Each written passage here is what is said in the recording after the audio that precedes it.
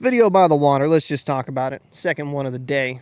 The NHL salary cap is going up by $4.5 million, and that's great. That has shown that the league has kept improving, very profitable, and I'm very intrigued to see. I know this really isn't salary cap discussion video, but I'm interested to see what happens with the Utah. I'm actually very interested to see what happens with that. Hopefully it can go better in Utah than it did in Arizona because of the ownership mess-ups over there. But back to the salary cap. This is good. This is a good thing for the sport. You know, it's one of the biggest sports in North America. Is it the number one, number two even? No.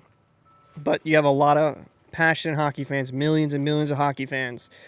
And now players are getting compensated even better. And for some teams that are really tight up against the cap, like a team to me would be like the Toronto Maple Leafs, for example. Do you have to trade a piece now? Can you kind of wait another year or two? Like if the cap went up 4.5 this last year, does it go up 4.5 the next year? Now, considering what happened, I got to be careful with the language I use here because I don't want this video to get yellow signed. But that certain thing that happened around the world.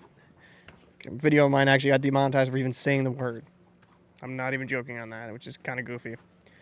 It slowed down everything, and you just saw minor increases of the salary cap over the last few years. Not these big bumps. But, I mean, if I'm being real, let's say $4.5 million each over this year, and then it happened against next year. Some of these teams that are quote-unquote up against the cap now have some really good flexibility, have some really good talent on their roster, and can add another piece or two to get even better.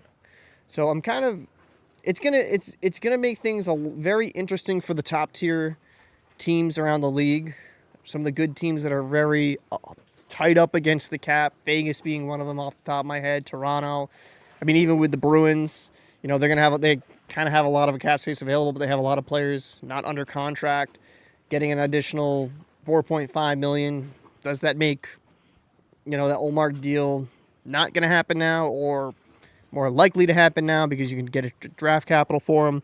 I've already made a video on that. Check that out if you want my kind of opinion on that. But, you know, overall, this is good for the league. It's shown that it is keep growing, it keeps improving, and that's what we hockey fans want to see. We don't... you can't expect NFL money. You can't expect MLB money, NBA money, right? But the continual bumps show that the league is growing. It's profitable. You're getting more and more fans. And I'll say this. If they could somehow make the damn equipment just a little bit cheaper, you'd have more hockey fans. I really do believe that. Just unfortunately with hockey, I know it playing it since I was 2 and coaching it now as I'm older, it's just so damn expensive to play. But yeah, this is fantastic news for the NHL. Shows the league is going in the right direction, and hopefully, we see some of all of our favorite hockey teams make some smart investments with this money and not just sit on it and do nothing with this bump. But I'd like to know your thoughts down below in the comments section. What do you think of the salary cap increase? You think a good thing, bad thing, amazing thing, terrible thing? Let me know your thoughts down below in the comment section. I think it's a great thing. So I'm Captain Paul. See you. Hey man, look at this. Look at this. Look at this day. See you in the next one. God is good. God, it's such a friggin' nice day out.